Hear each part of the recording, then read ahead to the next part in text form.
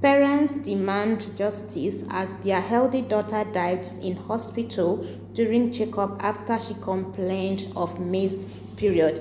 Their daughter, Rebeka Sekadika, a first-class university graduate, was set to travel abroad to further her education when she visited Paragon clinics and imaging in Port Harcourt after she missed her period for 3 months.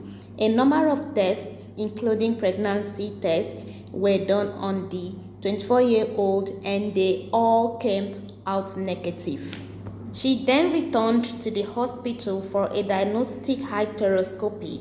She was healthy when she went to the hospital on February 2nd for a diagnostic procedure that isn't life-threatening. While waiting to be attended to, she joined her online class with her laptop there at the hospital before going in to see the doctor. However, minutes later, her parents report hearing commotion coming from the theater, and they were later informed that Rebeka had died. The bereaved father said he saw her in a pool of blood when he went into the theater, and he does not understand how his healthy daughter would end up that way. He is now seeking justice while accusing the clinic of negligence. What happened on that fateful day was, after a series of clinical visits to Paragon and imaging because of a delayed period, she complained she hadn't seen for like 3 months. She did several tests which came out to be negative, including pregnancy tests. So she was to travel on the night.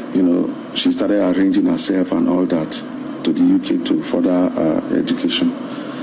So she was now called that same week, just before the 2nd, that her death occurred. She said the doctor asked her to come between 12 and 1. So the mom said she was going to accompany her. Since it is something that involves you just getting the check and you come out, then we'll go and do other things. So the mom decided to follow her. 1 o'clock, the doctor was not there. I said, let me get 1 or 2 things out of the way, then I'm coming back. So I waited. By 4:10 or so, when I called my wife, she said the doctor has come, that they are preparing, and the next thing by 4:30, she just finished her last online class, folded her laptop and gave it to the mother to put in her bag and put on the lab coat also, what they gave to her to wear. So I said, why theater? They said that's where they have the monitor to check what they are doing, because normally when you're carrying out that procedure, you'll be seeing it on the monitor. The next thing, my wife came back, she's hearing some shout in the theater. Say, Rebeka, wake up, wake up, wake up.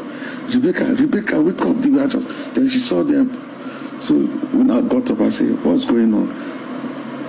Till 5:30 to 6, they were not out. They did not even allow us to go close to the theater. Next thing I saw was, somebody rolling. This was around after 6. Oxygen bottle. They brought the first one. Apparently there was nothing in it. They came, saw somebody, a doctor. They said, Samson, can we see you? I said, sure. They now took me to the room before the theater, and all they said was that, sorry, we did everything we could.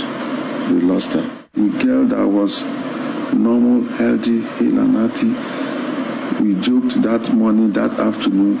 She was jumping all over the playful, very jovial. He said, you lost her. I don't understand. It was like somebody should wake me up from this bad dream.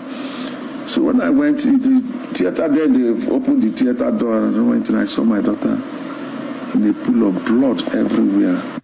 Our attempt to get a statement from Paragon Clinics and Images is unsuccessful as we are denied access.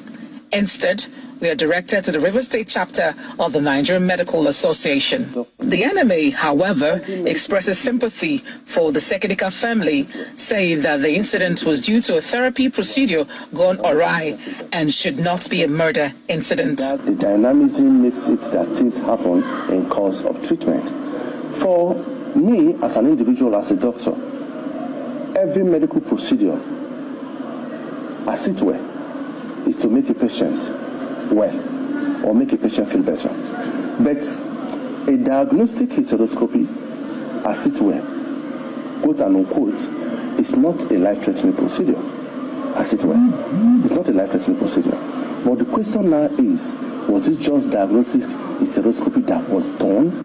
To shed light on the ongoing investigation, we speak to the Rivers State Commissioner of Police, Olatunji Disu. He explains to us that samples were taken from Rebeka's body before her burial 2 weeks ago for an autopsy and toxicology tests. Yes, we have done everything necessary. We had 3 points we had to clear, which has to do with the qualification of the doctors who performed the procedure, their qualification, and then most importantly the autopsy of the lady and toxicology. The autopsy has been done. The two parties were well represented. Specimens were taken for examination, but as of this moment we are still awaiting the result of the autopsy and the result of the toxicology.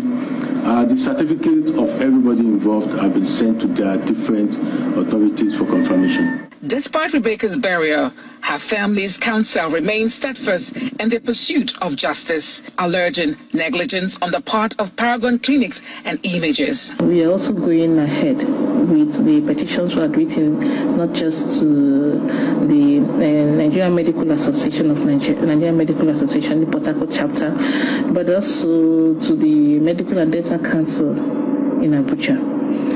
We also wrote a petition to the Commission of Health in Rivers State here. From the information we've gathered so far, the Commission of Health here in Rivers State has already put together a panel to investigate the matter and then come up with their reports.